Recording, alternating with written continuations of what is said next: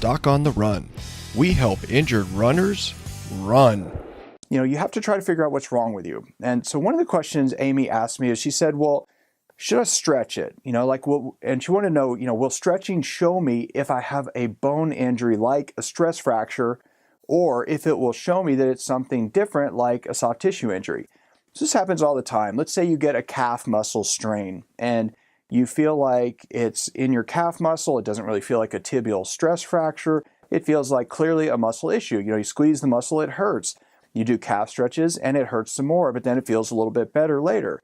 And that's a really clear-cut example. But you have to remember, in other areas, it's really not that clear-cut. Like sometimes you get a weird pain in your hip. Well, that could be bursitis. It could be where the tendon attaches to the bone. It could be a femoral neck stress fracture. It could be lots of things.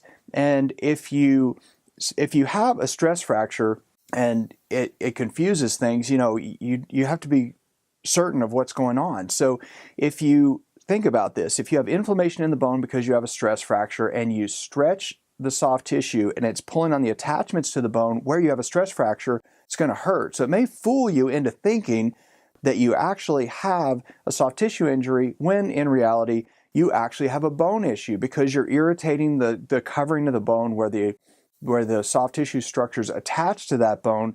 And so just because you can move it and stretch it and it causes pain, it doesn't mean that you don't necessarily have a stress fracture. So that's one thing that often confuses people. So you have to be very cautious about that. Doc on the Run. We help injured runners run.